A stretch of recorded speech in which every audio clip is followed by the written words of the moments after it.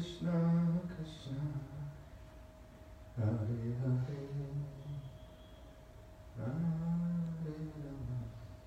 Hare Rama, Rama Rama, Hare Hare.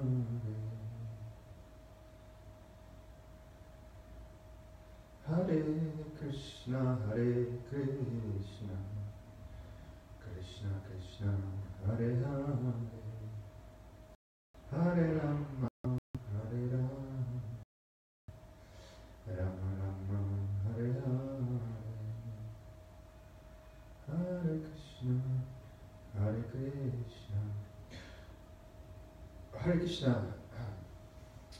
So, we've been having some technical slowdowns. So, Dublin to daily readings 3 times a week. They continue where we left yesterday. The conversation between Narada and Vyasa. So we're going to continue at verse number 34 like always. We're going to read the glorification. Sarva Shastrabdi Pirsha Sarva Lokaikadrik Pradam, a nectar from the ocean of all scriptures, singular fruit of all of the Veds, rich mine of the precious gems of all conclusive truth. You are the only giver of sight to all of the worlds. Sarva Bhagavata Prana, Srimad Bhagavatam Prabhu, Kalidvanto Ditaditya, Shri Krishna Parivartita. All I fair of Supreme Lord's devotees, all masters, risen in the darkness of Kali, you are the exact image of Shri Krishna. Paramananda Patnaya, Prema Vakshaksharayate, Sarvanda Sarvasevyaya, Shri Krishna Namostume. I bow down to you, who are supremely the of Lord of Prema. You can always be served by everyone. You are Shri Krishna himself. Madhika Ando Matsangi, Madguru Matmahada, Mamnishtaraka Madbhagya, Madhananda Namostute. My spiritual, my great fortune, my source of ecstasy, I bow down to you. Asadu Sadutadayin, Atinicho Chataraka, Hanamunchakram. O bestower the most fallen, please never let my voice with pure love. Om Namo Bhagavate Vasudevaya. Om Namo Bhagavate Vasudevaya. Om Namo Bhagavate Vasudevaya. So continuing reading of Srimad Bhagavatam, first canto, chapter number 6, conversation with Narada and Vasudev. We are at the last part of the 6th chapter, which is subtitled Narada concludes. Well, it concludes and then leaves. So we're going to read from verse 24.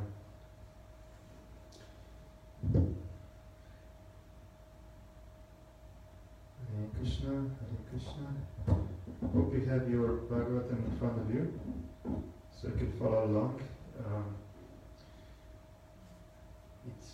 It helps.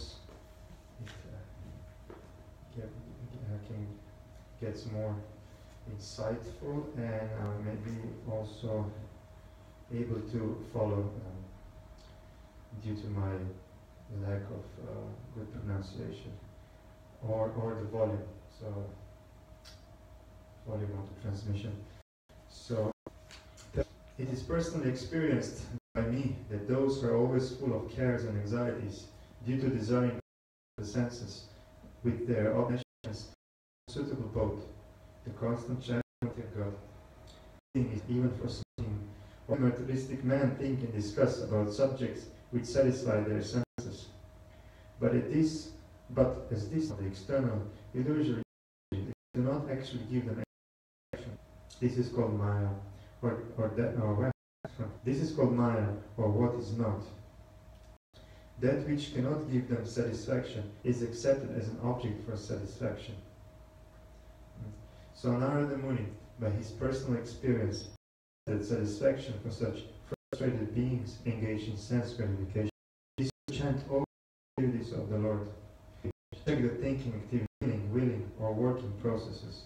But if one wants actual happiness, one must change the subject matter only. Instead of talking of a dying man, politics, administrative activities of the cinema artist, one can turn his attention to the activities of the Lord, his eternal associates, like gopis and lakshmis. The Almighty Personality of Godhead by his manifests activities almost on the line of the world of man, because he is Almighty. It does the benefit of all conditioned souls, so that they can turn their attention to transcendence. The conditioned soul will gradually be promoted to the transcendental position and easily cross the ocean of nations, the source of all miseries. This is stated from personal experience by such an authority as Sri Narada Muni. And we can have the same experience also if we begin to follow the footsteps of the great sage, the dearmost devotee of the Lord.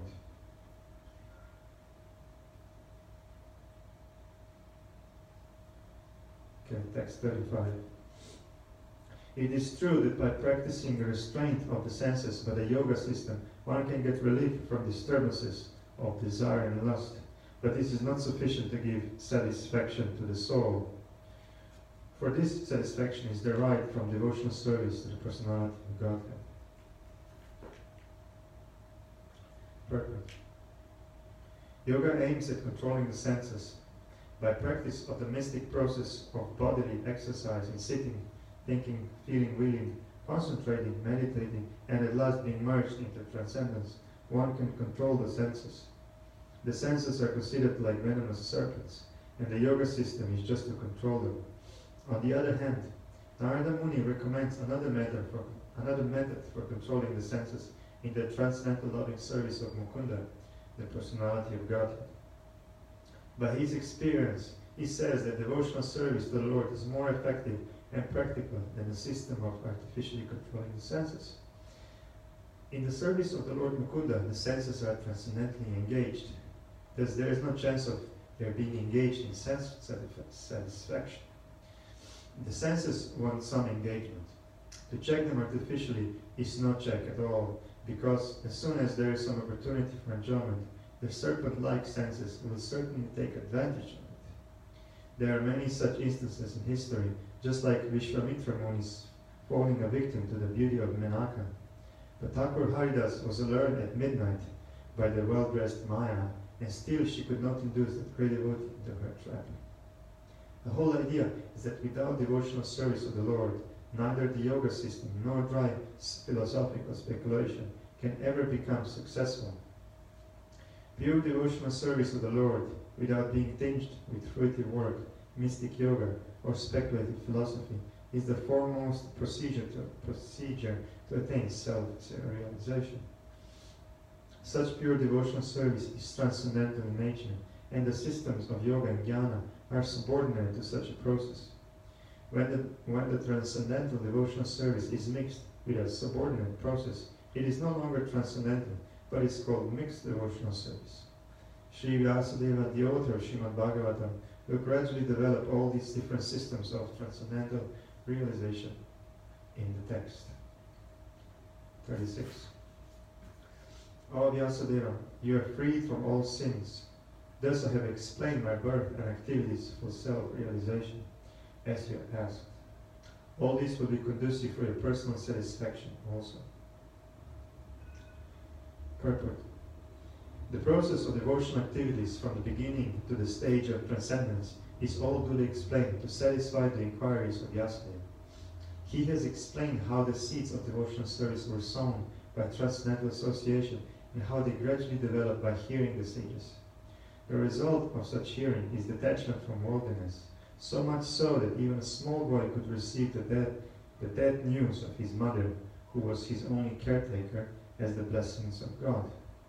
And at once he took the opportunity to search out the Lord.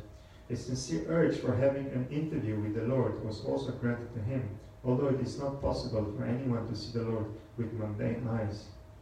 He also explained how by execution of pure transcendental service one can get rid of the fruitive action of accumulated work, and how he transformed his material body into a spiritual one. The spiritual body is alone able to enter into the spiritual realm of the Lord, and no one but a pure devotee is eligible to enter into the kingdom of God. All the mysteries of transcendental realization are duly experienced by Narada Muni himself, and therefore by hearing such an authority, one can have some idea of the results of devotional life, which are hardly delineated even in the original text of the Vedas. In the Vedas and Upanishads, there are only indirect hints to all this. Nothing is directly explained there, and therefore Srimad Bhagavatam is the mature fruit of all the Vedic trees or literatures. Text number 37. Sutta Goswami said, thus addressing Vyasadeva, Sri Narada Muni took leave of him, and vibrating on his Veena instrument, he left to wander at his free will. Purport. Every living being is anxious for full freedom, because that is his transcendental nature. And this freedom is obtained only through the transcendental service of the Lord. Illusioned by the external energy, everyone thinks that he is free, but actually he is bound up by the laws of nature. A conditioned soul cannot freely move from one place to another, even on this earth, and what to speak of one planet to another. But the full-fledged free soul like Narada, always engaged in chanting the Lord's glory, is free to move not only on earth, but also in any part of the universe, as well as in any part of the spiritual sky. We can just imagine the extent and unlimitedness of his freedom, which is as good as that of the Supreme Lord. There is no reason or obligation for his traveling, and no one can stop him from his free movement. Similarly, the transcendental system of devotional service is also free. It may or may not develop in a particular person even after he undergoes all the detailed formulas.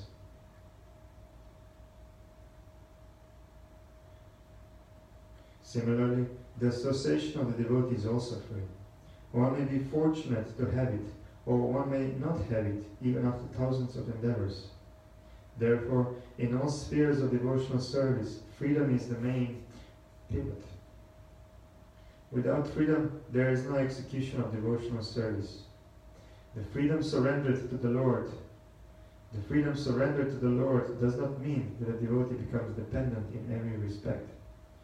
To surrender unto the Lord, to the transparent medium of the spiritual master, is to attain complete freedom of life. Text 38. All glory and success to Srila Narada Muni, because he glorifies the activities of the personality of God, and so doing, he himself takes pleasure and also enlivens all the distressed soul of the universe. Purport. Sri Narada Muni plays on his instrument to glorify the transcendental activities of the Lord and to give relief to all miserable living entities of the universe. No one is happy here within the universe, and what is felt as happiness is Maya's illusion. The illusory energy of the Lord is so strong that even the hawk who lives on a filthy stool feels happy. No one can be truly happy within the material world. Srila Narada Muni, in order to enlighten the miserable inhabitants, wanders everywhere. His mission is to get them back home, back to Godhead. That is the mission of all genuine devotees of the Lord, following the footsteps of the great sage. Thus end the Bhaktivedanta purports of the first canto, 6th chapter, of the Srimad Bhagavatam entitled Conversation with Narada and Vyasadeva. Chapter number 7. Chapter number 7 is entitled The Son of Drona Punished. Text number 1. Rishi Shonaka asked, O Sutta, the great and transcendently powerful Vyasadeva heard everything from Sri Narada Muni. So after Narada's departure, what did Vyasadeva do? Purport. In each chapter, the clue for describing Srimad Bhagavatam is picked up as Maharaj Parikshit is miraculously saved in the womb of his mother. This was caused by Droni, Ashwatthama, Acharya's Drona's son, who killed the 5 sons of Draupadi while they were asleep, for which he was punished by Arjuna. Before commencing the great epic Srimad Bhagavatam, Sri Vyasadeva realized the whole truth by trance in devotion. 2. Sri Sutta said, on the western bank of the river Saraswati, which is intimately related with the Vedas, there is a cottage for meditation at Samyaprash, which enlivens the transcendental activities of the sages. Purport. For spiritual advancement of knowledge, a suitable place and atmosphere are definitely required. The place on the western bank of the Saraswati is especially suitable for this purpose. and there is the ashrama of Vyasadeva at Shamyapraj. Srila Vyasadeva was a householder, yet his residential place is called an ashrama. An ashrama is a place where spiritual culture is always foremost. It does not matter whether the place belongs to a householder or a mendicant. The whole varnashrama system is so designed that each and every status of life is called an ashrama. This means that spiritual culture is the common factor for all. The brahmacharis, the grihastas, the vanaprasthas, and the sannyasis all belong to the same mission of life, namely realization of the Supreme. Therefore, none of them are less important as far as spiritual culture is concerned. The difference is a matter of formality and the strength of renunciation. The sannyasis are held in high estimation on the strength of practical. The sannyasis are held in high estimation on the strength of practical renunciation. Text number 3. In that place, Srila Vyasadeva, in his own ashrama, which was surrounded by berry trees, sat down to meditate after touching water for purification. Purport. Under instructions of his spiritual master, Sri Narayana Muni, Vyasadeva concentrated his mind in that transcendental place of meditation. Number 4. Thus he fixed his mind, perfectly engaging it by linking it in devotional service, bhakti yoga, without any tinge of materialism, and thus he saw the absolute personality of Godhead, along with his external energy, which was under full control. Purport. Perfect vision of the absolute truth is possible only by the linking process of devotional service. This is also confirmed in the Bhagavad Gita. One can perfectly realize the absolute truth, personality of God, only by the process of devotional service, and one can enter into the kingdom of God by such perfect knowledge. The imperfect realization of the absolute by the partial approach of the impersonal Brahman or localized Paramatma does not permit anyone to enter into the kingdom of God. Sri Narada advised Srila Vyasadeva to become absorbed in transcendental meditation on the personality of Godhead and his activities. Srila Vyasadeva did not take notice of the effulgence of Brahman because that is not absolute vision. The absolute vision is the personality of God, as it is confirmed in the Bhagavad Gita 7.19, Vasudeva Sarvam Iti. In the Upanishads also it is confirmed that Vasudeva, the personality of Godhead, is covered by the golden glowing Hiranyamena Patrena, veil of the impersonal Brahman, and when that curtain is removed by the mercy of the Lord, the real face of the Absolute is seen. The Absolute is mentioned here as the Purusha, or person. The Absolute Personality of Godhead is mentioned in so many Vedic literatures, and in the Bhagavad Gita, the Purusha is confirmed as the eternal and original person. The Absolute Personality of Godhead is the perfect person. The Supreme Person has manifold energies, out of which the internal, external, and marginal energies are specifically important. The energy mentioned here is the external energy, as will be clear from the statements of her activities.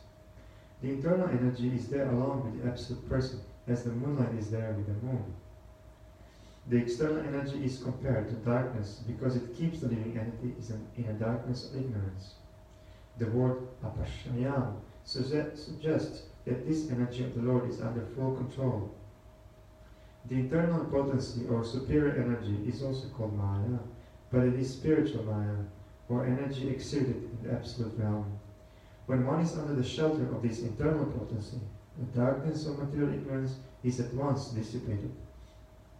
And even those who are Atmarama or fixed in trance take shelter of this Maya, or internal energy. Devotional service, or Bhakti Yoga, is the function of the internal energy. Thus there is no place for the inferior energy or material energy, just as there is no place for darkness in the effulgence of spiritual light. Such internal energy is even superior to the spiritual bliss attainable in the conception of impersonal Brahman. It is stated in the Bhagavad Gita that the impersonal Brahman effulgence is also an emanation from the Absolute Personality of Godhead Sri Krishna. The Parama Purusha cannot be anyone except Sri Krishna himself, as will be explained in the later shlokas. Text 5.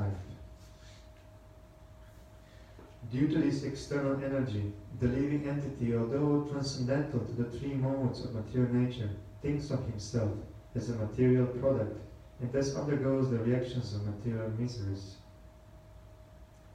Purport. The root cause of suffering by the materialistic living beings is pointed out with remedial measures, which are to be undertaken, and also the ultimate perfection to be gained. All this is mentioned in this particular verse. The living being is by constitution transcendental to material engagement.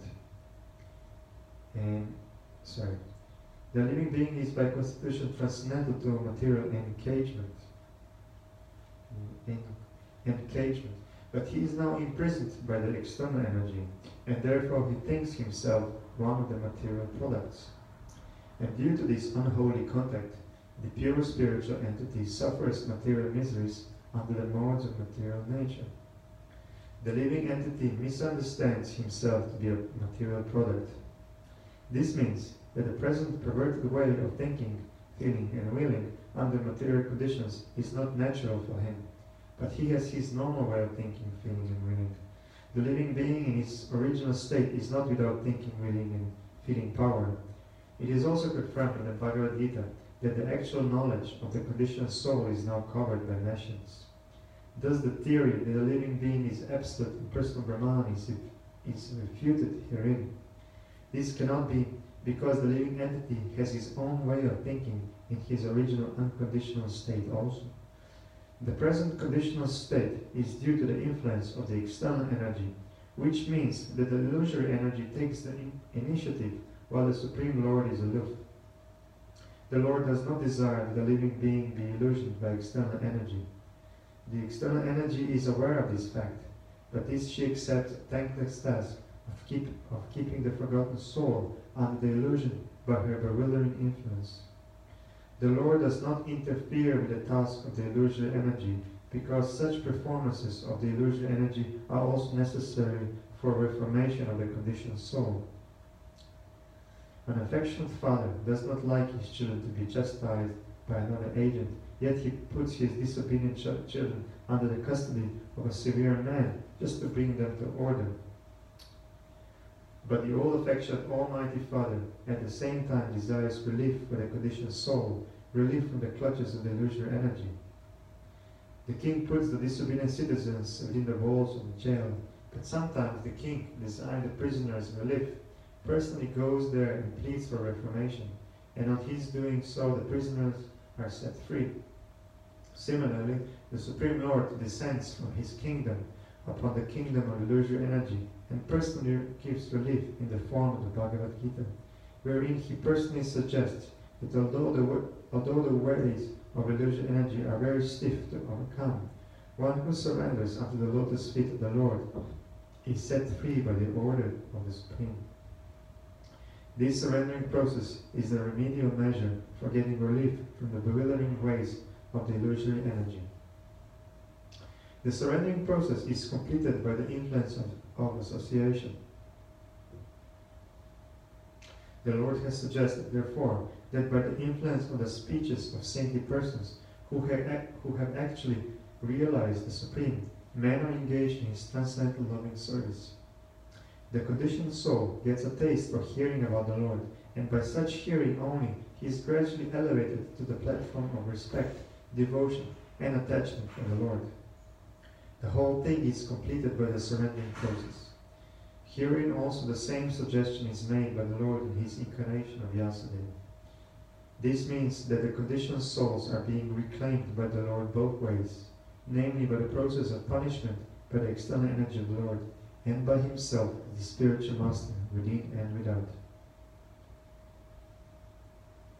Within the heart of every living being, the Lord himself, as the super soul, or Paramatma, becomes the spiritual master, and from without, he becomes the spiritual master in the shape of scriptures, saints, and the initiator spiritual master. This is still more explicitly explained in the next shloka. Personal superintendence of the illusory energy is confirmed in the Vedas, the Kena Upanishad, in relation to the demigod's controlling power. Herein also it is clearly stated that the living entity is controlled by the external energy in a personal capacity. The living being, thus subject to the control of external energy, is differently situated. It is clear, however, from the present statement of Bhagavatam that the same external energy is situated in the inferior position before the personality of Godhead, or the perfect being. The perfect being, or the Lord, cannot be approached even by the illusory energy, who can only work on the living entities. Therefore, it is sheer imagination that the Supreme Lord is illusioned by the illusory energy and thus becomes a living being. If the living being and the Lord were in the same category, then it would have been quite possible for Vyasadeva to see it, and there would have been no question of material distress on the part of the illusion being, for the Supreme Being is fully cognizant. So there are so many unscrupulous imaginations on the part of the monists to endeavor to put both the Lord and the living being in the same category. Had the Lord and the living beings been the same, then Srila Sukadeva would have the transcendental pastimes of the Lord, for they would all be manifestations of the illusory energy. Srimad Bhagavatam is the summum bonum remedy for suffering humanity in the clutches of Maya. Srila Vyasadeva therefore first of all diagnosed the actual disease of the conditioned souls, i.e. their being illusioned by the external energy. He also saw the perfect Supreme Being, from whom illusory energy is far removed, though he saw both the diseased conditioned soul and also the cause of the disease. And the remedial measures are suggested in the next verse. Both the Supreme Personality of Godhead and the living beings are undoubtedly qualitatively one, but the Lord is the controller of the illusionary energy, whereas the living entity is controlled by the illusionary energy. Thus the Lord and the living beings are simultaneously one and different. Another point is distinct herein, that the eternal relation between the Lord and the living being is transcendental. Otherwise the Lord would not have taken the trouble to reclaim the conditioned souls from the clutches of Maya. In the same way, the living entity is also required to revive his natural love and affection for the Lord, and that is the highest perfection of the living entity. Srimad Bhagavatam treats the conditioned soul with an aim to that goal of life.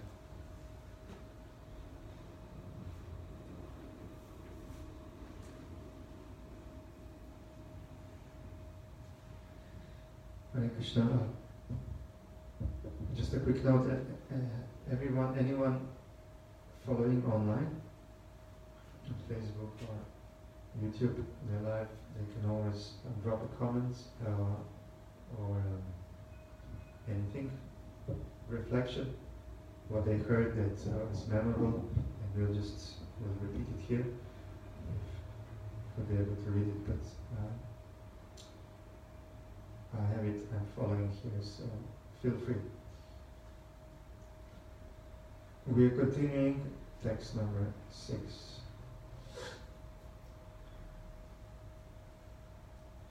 The material miseries of the living entity, which are superfluous to him, can be directly mitigated by the linking process of devotional service.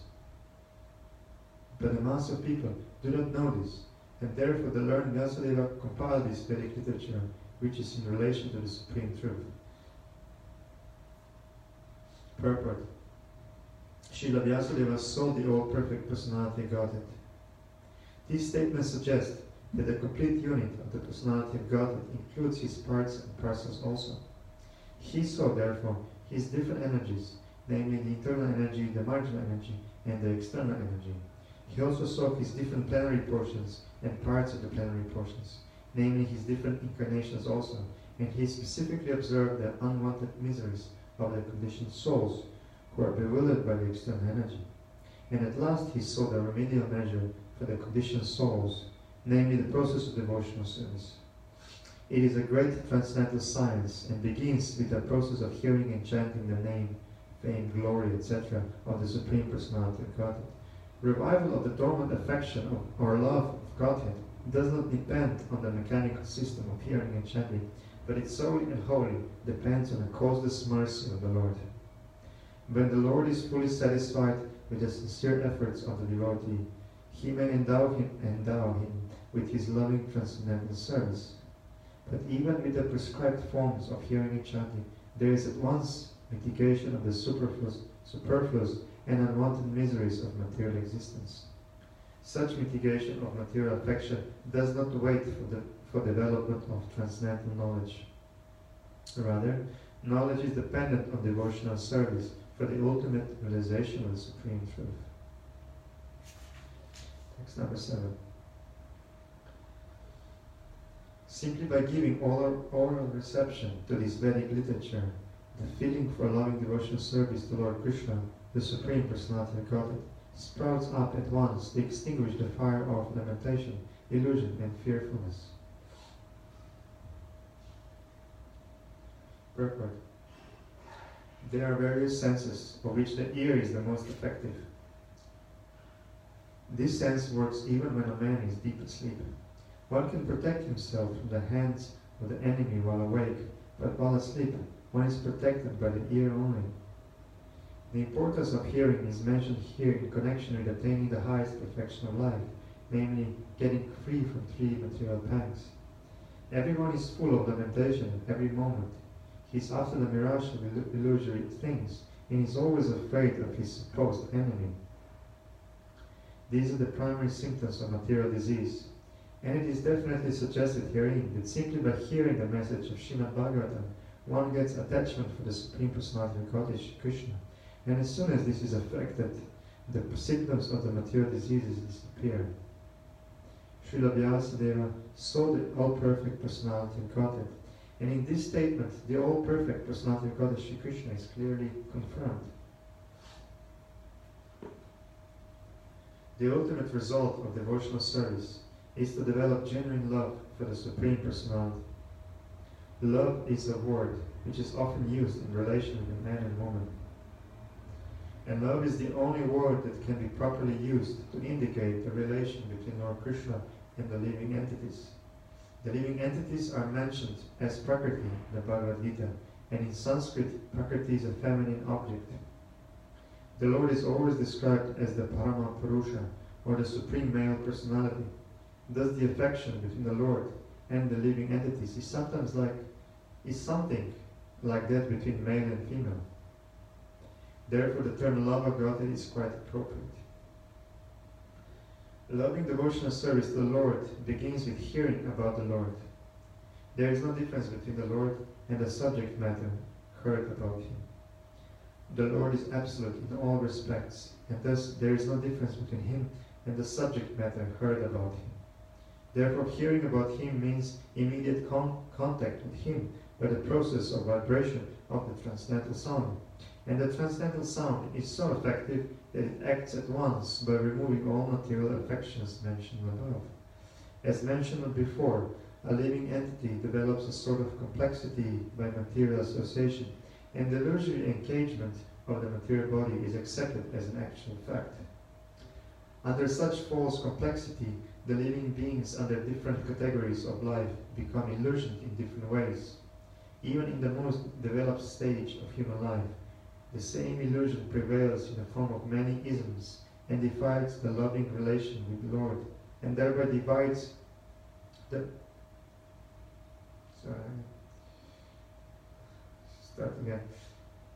Even in the most developed stage of human life, the same illusion prevails in the form of many isms and divides the loving relation with the Lord, and thereby divides the loving relation between man and man. By hearing the subject matter of Srimad Bhagavatam, this false complexity of materialism is removed, and real peace in society begins, which politicians aspire for so eagerly in so many political situations. The politicians want a peaceful situation between man and nation, but at the same time, because of too much attachment for material domination, there is illusion and fearfulness. Therefore, the politicians' peace conferences cannot bring about peace in society.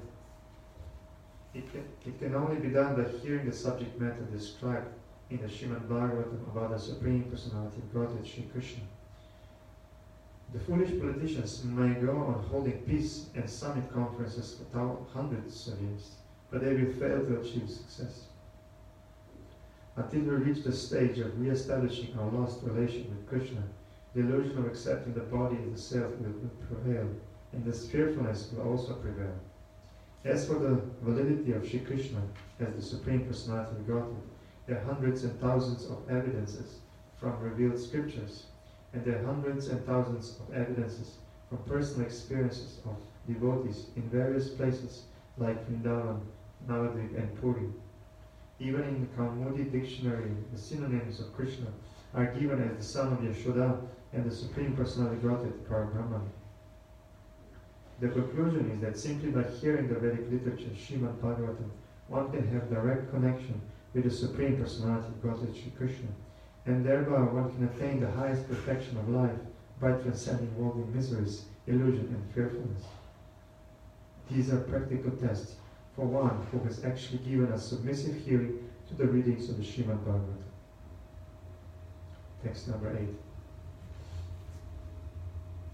The great sage Vyasadeva, after compiling the Srimad Bhagavatam and revising it, taught it to his own son, Sri Sukadeva Goswami, who was already engaged in self-realization.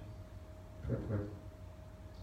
Srimad Bhagavatam is the natural commentation on the Brahma Sutras, compiled to the same author.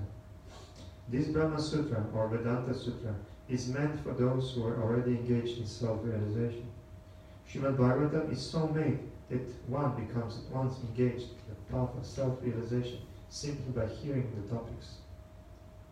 Although it is especially meant for the Paramahamsas, or those who are totally engaged in self-realization, it works into the depths of the heart of those who may be worldly men. Worldly men are all engaged in sense gratification, but even such men will find it in this Vedic literature a remedial measure for their material diseases. Shukadeva Goswami was a liberated soul from the very beginning of his birth, and his father taught him Srimad Bhagavatam. Amongst mundane scholars, there is some diversity of opinion as to the date of compilation of Srimad Bhagavatam. It is, however, certain from the text of the Bhagavatam that it was compiled before the disappearance of King Parikshit and after the departure of Lord Krishna. When Maharaj Parikshit was ruling the world as the king of Bharatvarsha, he chastised the personality of Kali. According to revealed scriptures and astrological calculation, the age of Kali is in its 5,000th year. Therefore, Srimad Bhagavatam was compiled not less than 5,000 years ago. Mahabharata was compiled before Srimad Bhagavatam, and the Puranas were compiled before Mahabharata. That is an estimation of the date of compilation of the different Vedic literatures. The synopsis of Srimad Bhagavatam was given before the detailed description and the instruction of Narada.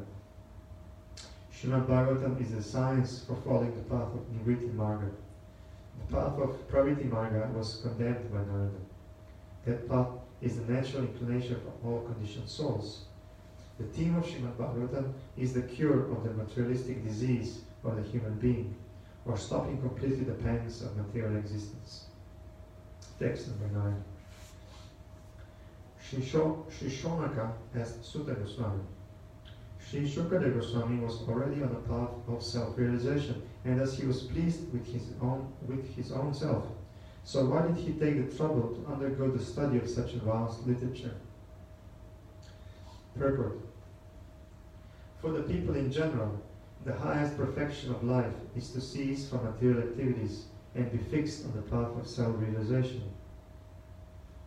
Those who take pleasure in sense enjoyment, or those who are fixed in material bodily welfare work, are called karmis. Out of thousands of millions of such karmis, one may become an Atmarama by self-realization. Atma means self, and Arama means to take pleasure.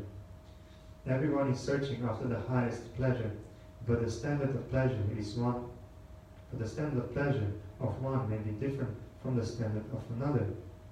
Therefore, the standard of the Atmaramas, therefore the standard of pleasure enjoyed by the karmis is different from that of Atmaramas. The Atmaramas are completely indifferent to material enjoyment in every respect. Srila Sukadeva Goswami had already attained that stage, and still he was attracted to undergo the trouble of studying the great Bhagavatam literature. This means that Srimad Bhagavatam is a postgraduate study even for the Atmaramas, who have surpassed all the studies of Vedic knowledge. Number 10. All different varieties of Atmaramas, those who take pleasure in Atma or spirit self, especially those established on the path of self-realization, though freed from all kinds of material bondage, desire to render unalloyed devotional service unto the personality of Godhead. This means that the Lord possesses transcendental qualities and therefore can attract everyone, including liberated souls. Purport.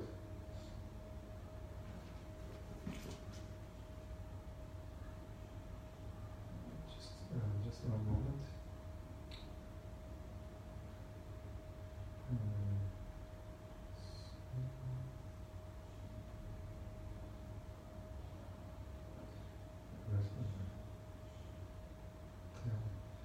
We had few verses. I'm just realizing.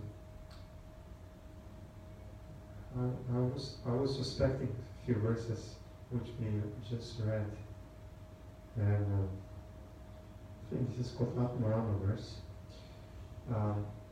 We said we're gonna recite the verses which are for memorization of Bhakti Shastra, Bhakti Vaibhavas in our shloka books, but you can recite them by yourself. I should also do it. So these were verses in this chapter were verses 4, 5,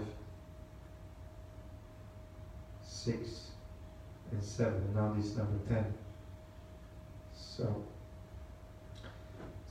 text number 10. Sutta uvacha Atmaramascha munayo nigranta apyurukrame kurvantya ahetu bhaktim ittam bhuta guno hari. All different varieties of Atmaramas, those who take pleasure in Atma or spirit self, especially those established in the path of self-realization, though freed from all kinds of material bondage, desire to render unalloyed devotional service unto the personality of Godhead. This means that the Lord possesses transcendental qualities and therefore can attract everyone, including liberated souls. Purport. Lord Sri Chaitanya Mahaprabhu explained this Atmarama shloka very vividly before his chief devotee, Sri Sanatana Goswami. He points out 11 factors in the shloka, namely, number 1, Atmarama, number 2, Munayaha, number 3, Nirgranta, 4, Api, 5, Cha, 6, Urukrama, 7, Kurvanti, 8, Haitukim, 9, Bhaktim, 10, Ittam Bhuta Gunaha, and 11, Harihi. According to the Vishwa Prakasha Sanskrit dictionary, there are 7 symptoms for the word Atmarama, which are as follows. 1. Brahman, the absolute truth. 2. Body. 3. Mind. 4. Endeavor. 5. Endurance. 6. Intelligence. And 7. Personal habits.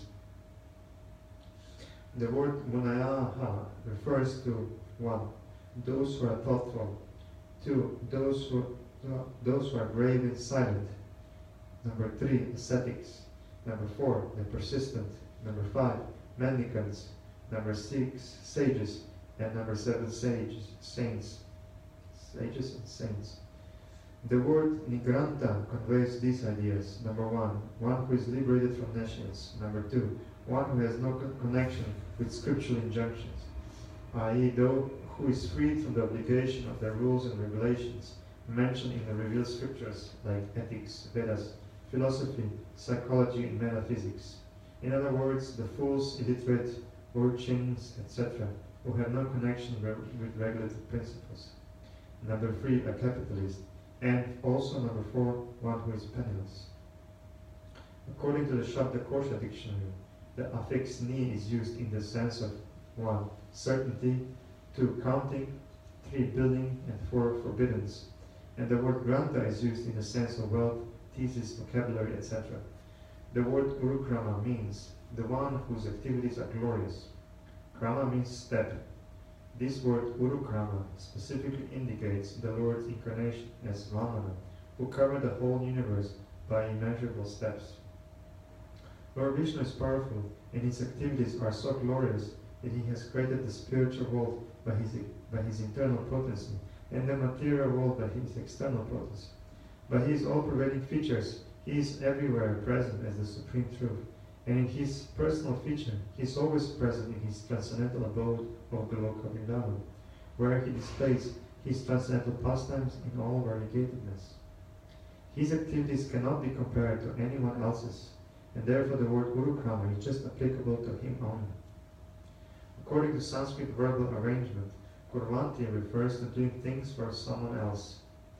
Therefore it means that the Atmaramas render devotional service unto the Lord not for personal interest, but for the pleasure of the Lord, Urukrama. Hetu means causal.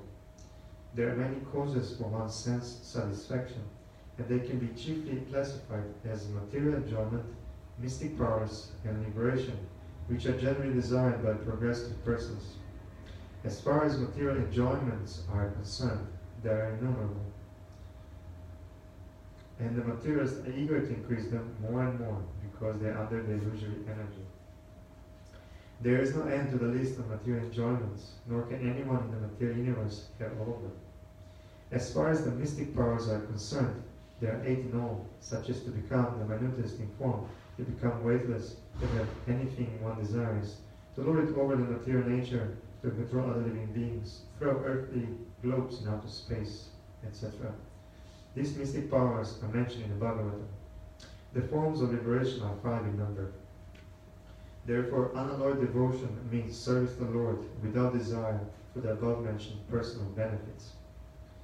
And the powerful personality of God, Shri Krishna, can be fully satisfied by such unalloyed devotees, free from all sorts of desires for personal benefit. Unalloyed devotional service to the Lord progresses in different stages. Practice of devotional service in the material field is of 81 different qualities, and above such activities is the transcendental practice of devotional service, which is one and is called sadhana bhakti. When unalloyed practice of sadhana bhakti is matured into transcendental love of the Lord, the transcendental loving service of the Lord begins gradually developing into 9 progressive stages of loving service under the headings of attachment, love, affection, feelings, affinity, adherence, following, ecstasy, and intense feelings of separation. The attachment of an inactive devotee develops up to the stage of transcendental love of God. Attachment of the active servitor develops up to the stage of adherence, and that for a friendly devotee develops up to the stage of following. And the same is also the case with the parental devotees. Devotees in conjugal love develop ecstasy up to the stage of intense feeling of separation. These are some of the features of unalloyed devotional service of the Lord. According to Hari Bhakti's Bodhaya, the import of the word itam buddha is complete bliss. Transcendental bliss in the realization of the impersonal Brahman becomes comparable to the scanty water contained in the pit made by a cow's hoof. It is nothing compared with the ocean of bliss of the vision of personality of Godhead. The personal form of Lord Shri Krishna is so attractive that it comprehends all attraction, all bliss, and all tastes, rasas. These attractions are so strong that no one wants to exchange them for material enjoyment, mystic powers, and liberation. There is no need of logical arguments in support of this statement, but out of one's own nature one becomes attracted by the qualities of Lord Shri Krishna.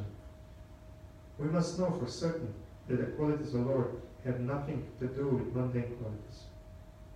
All of them are full of bliss, knowledge, and eternity. There are innumerable qualities of the Lord, and one is attracted by one quality while another is attracted by another. Great sages, such as the 4 bachelor devotees Sanaka, Sanatana, Sananda, and Sanat Kumara, were attracted by the fragrance of flowers and tulasi leaves anointed with the pulp of sandalwood offered at the lotus feet of the Lord. Similarly, Shukadeva Goswami was attracted by the transcendental pastimes of the Lord. Shukadeva Goswami was already situated in the liberated stage, yet he was attracted by the pastimes of the Lord.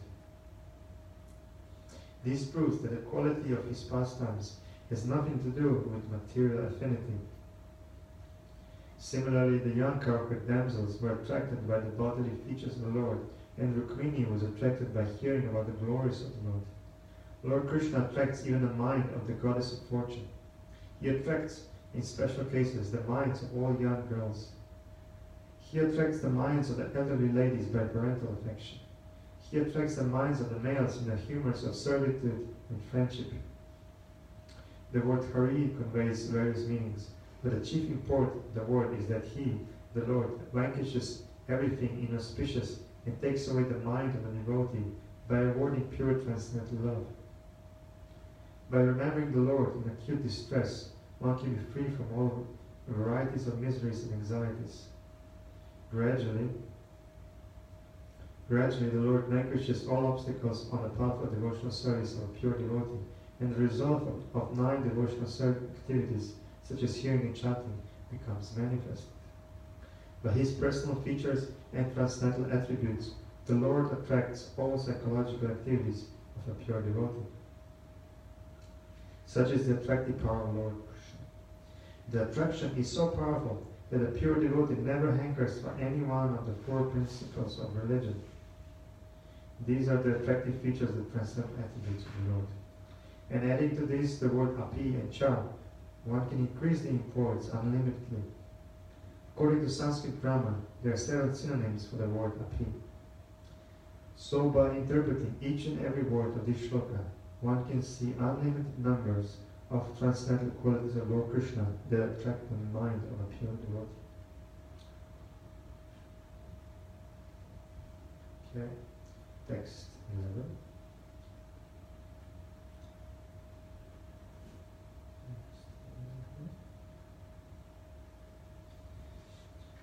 Sri Sukadeva Goswami, son of Srila Vyasadeva, was not only transcendentally powerful, he was also very dear to the devotees of the Lord.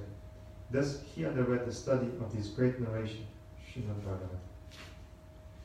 According to Brahma Vaivarta Purana, Srila Sukadeva Goswami was a liberated soul even within the womb of his mother. Srila Vyasadeva knew that the child after his birth would not stay at home. Therefore, he, Vyasadeva, impressed upon him the synopsis of the Bhagavatam so that the child could be made attached to the transcendental activities of the Lord. After his birth, the child was still more educated in the subject of the Bhagavatam by recitation of the actual poems. The idea is that generally the liberated souls are attached to the feature of impersonal Brahman with a monistic view of becoming one with the Supreme Whole. But by the association of pure devotees like Vyasadeva, even the liberated soul becomes attracted to the transcendental qualities of the Lord. By the mercy of Sri Narada, Srila Vyasadeva was able to narrate the great epic of Srimad Bhagavatam, and by the mercy of Vyasadeva, Srila Shukadeva Goswami was able to grasp the import. The transcendental qualities of the Lord are so attractive that Srila Shukadeva Goswami became detached from being completely absorbed in impersonal Brahman and positively took up the personal activity of the Lord. Practically, he was thrown from the impersonal conception of the Absolute, thinking within himself that he had simply wasted so much time in devoting himself to the impersonal feature of the Supreme, or in other words, he realized more transcendental bliss with the personal feature than the impersonal. And from that time, not only did he himself become very dear to the Vishnu Janas, or the devotees of the Lord, but also the Vishnu Janas became very dear to him. The devotees of the Lord, who do not wish to kill the individuality of the living entities and who desire to become personal servitors of the Lord, do not very much like the impersonalists. And similarly, the impersonalists who desire to become one with Supreme are unable to evaluate the devotees of the Lord. Thus, from time immemorial, these two transcendental pilgrims have sometimes been competitors. In other words, each of them likes to keep separate from the other because of the ultimate personal and impersonal realizations. Therefore, it appears that Srila Sukadeva Goswami also had no liking for the devotees. But since he himself became a saturated devotee, he desired always the transcendental association of the Vishnu Janas, and the Vishnu Janas also liked his association, since he became a personal Bhagavat. Thus both the son and the father were completely cognizant of transcendental knowledge in Brahman, and afterwards both of them became absorbed in the personal features of the Supreme Lord. The question as to how Shukadeva Goswami was attracted by the narration of the Bhagavatam is thus completely answered by this shloka.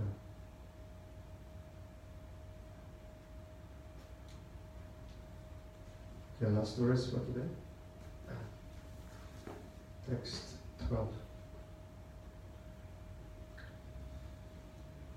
Sutta Goswami thus addressed the rishis headed by Shonaka. Now I shall begin the transcendental narration of Lord Shri Krishna and topics of the birth, activities, and deliverance of King Parikshit, the sage amongst kings, as well as topics of the renunciation of the worldly order by the sons of Pandu. Purport.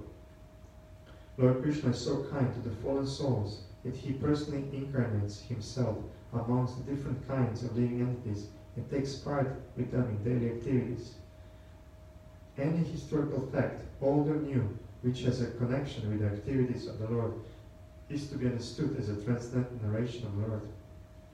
Without Krishna, all the supplementary literatures like the Puranas and Mahabharata are simply stories or historical facts, but with Krishna they become transcendental, and when we hear of them, we at once become transcendently related with the Lord.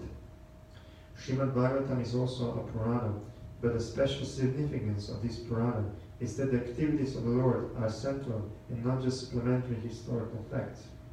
Srimad Bhagavatam is thus recommended by Lord Sri Chaitanya Mahaprabhu as the spotless Purana. There is a class of less intelligent devotees of the Bhagavad Purana who desire to relish at once the activities of the Lord narrated in the 10th canto, without first understanding the primary cantos. They are under the false impression that the other cantos are not concerned with Krishna, and thus more foolishly than intelligently they take the reading of the 10th canto. These readers are specifically told herein that the other cantos of the Bhagavatam are as important as the 10th canto. No one should try to go into the matters of the 10th canto without having thoroughly understood the purport of the other 9 cantos. Krishna and his pure devotees, like the Pandavas, are on the same plane.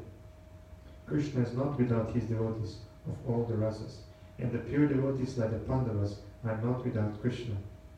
The devotees of the Lord are interlinked, and they cannot be separated. Therefore, talks about them are all Krishna Katha, or topics of the Lord. So we will end here. So we will, tomorrow, today is Friday, okay? We will do something. If you'd like to join in reading, also tomorrow. We last week we missed a day. That was due to preparations for our Kirtan Mela on Friday.